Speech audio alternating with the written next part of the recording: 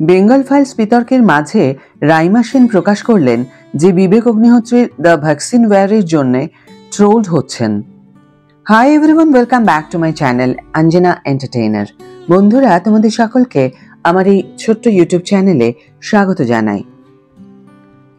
আজকাল রাইমা সেনের সাথে খোলামেলা কথা বলার সুযোগ পাওয়া বিরল। অভিনেত্রীর ব্যস্ত সময়সূচি থাকে, কারণ তিনি একই সাথে হিন্দি এবং বাংলা উভয় ভাষার প্রকল্পের শুটিং করেন। প্রেক্ষাগৃহে পুনঃপ্রকাশিত হয়েছে তার সবচেয়ে প্রিয় হিন্দি ছবি পরিণীতা। সেই উপলক্ষে অভিনেত্রীর ছবিটি এবং এটি নিয়ে তার স্মৃতি সম্পর্কে বিস্তারিত কথা বলেছেন। এছাড়াও ৪৫ বছর বয়সী এই অভিনেত্রী অনলাইন ট্রোলিং, বিশেষ করে দ্য ভ্যাকসিন ওয়্যারের সময় যে ট্রোলিং এর মুখোমুখি হয়েছিলেন তার বিরুদ্ধে কথা বলেছেন। কি হচ্ছে? এক, বর্তমান ঘটনাবলীর ধারাবাহিকতায় চলচ্চিত্র নির্মাতা বিবেক অগ্নিহোত্রী আবারও তার ছবি দ্য বেঙ্গল ফাইলস নিয়ে বিতর্কে জড়িয়ে পড়েছেন। ১৯৪৬ সালে গ্রেট কলকাতা হত্যাকাণ্ডের উপর ভিত্তি করে নির্মিত এই ছবিটি একাধিক এফআইআর এর মুখোমুখি হয়েছে। পাশাপাশি এর ট্রেলার মুক্তিও বাতিল করা হয়েছে। ২, দ্য বেঙ্গল ফাইলস বিতর্কের মাঝে রাইমা সেন, যিনি বিবেক অগ্নিহোত্রীর সাথে দ্য ভ্যাকসিন ওয়্যারে সহযোগিতা করেছেন, তিনি এমন একটি রাজনৈতিক ছবির অংশ হওয়ার জন্য যে ব্যাপক ট্রোলিং এর মুখোমুখি হয়েছিলেন সে সম্পর্কেও মুখ খুললেন।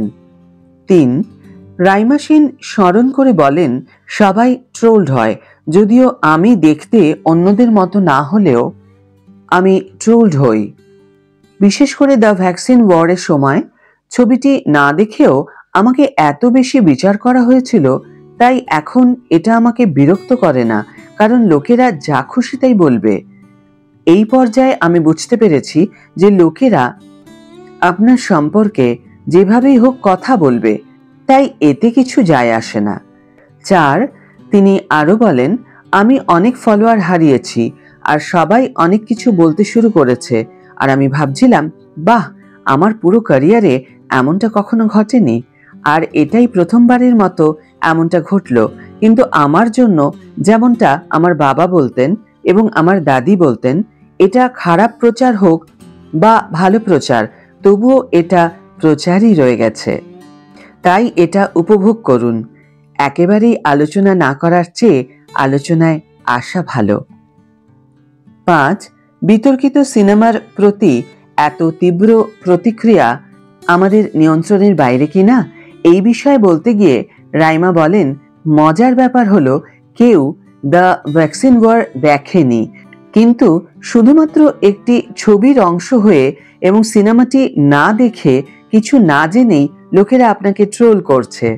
তাই এখন আমি বুঝতে পারছি এর মাত্রা। সত্যি বলতে, মানুষ ঠিক কী কারণে ট্রোল করছে তা জানে না, কারণ আপনি কোনো সিনেমা দেখেননি এবং শুধুমাত্র আমি একটি ছবির অংশ বলেই আপনি আমাকে ট্রোল করছেন। এগুলো কেবল মুখবিহীন ট্রোল।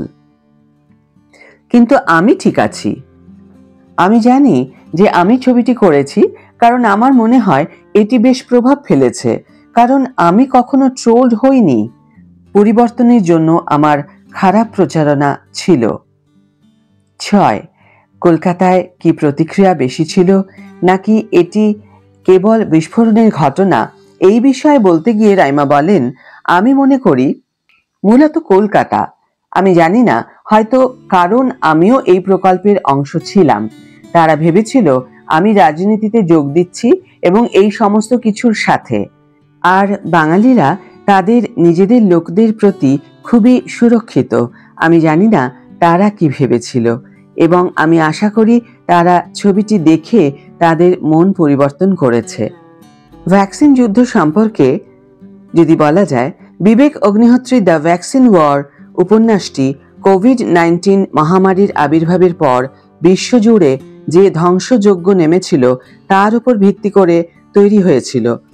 ভারতীয় চিকিৎসা সম্প্রদায় যখন দিনরাত পরিশ্রম করে একটি ভ্যাকসিন তৈরি করেছিল যা এই ব্যাপক রোগের সমাধান হতে পারে, তখন গল্পটি বাজেট হ্রাস থেকে শুরু করে ব্যাপক এবং সমালোচনামূলক প্রেস কাভারেজ পর্যন্ত বিভিন্ন বাধার মুখোমুখি হয়েছিল তা তুলে ধরে তিনি বলেন, রাইমা সেন একজন উগ্র সাংবাদিক রোহিণী সিং ধুলিয়ার ভূমিকায় অভিনয় করেছিলেন, যিনি হয়তো কিছুটা ধূসর চরিত্রের ছিলেন। তিনি একজন বিজ্ঞানী সাংবাদিক যিনি এই মহামারী মোকাবেলায় ভারতের টিকা তৈরির ক্ষমতা সম্পর্কে নিশ্চিত নন। তিনি মিডিয়ার নেতিবাচক প্রভাবে পরিণত হন আর অভিনয়ের সত্যতা এবং বিশ্বাসযোগ্য চিত্রায়নের জন্য প্রশংসা করা হয়েছিল। রাইমা সেন দ্য বেঙ্গল ফাইলসে কোনো মন্তব্য না করলেও বিবেক অগ্নিহোত্রীর দ্য ভ্যাকসিন ওয়ারের অংশ হওয়ার জন্য কিভাবে তাকে ট্রোলড হতে হয়েছিল সে সম্পর্কে তিনি সৎভাবে মন্তব্য করেছেন। বিতর্কিত ছবি হওয়া সত্ত্বেও মানুষ এটি না দেখেই রায় দিয়েছিল, তবে অভিনেত্রী খুশি যে তিনি ছবিটি করেছেন কারণ এটির দুর্দান্ত প্রভাব ছিল। আজকের ভিডিও এখানেই শেষ করছি বন্ধুরা।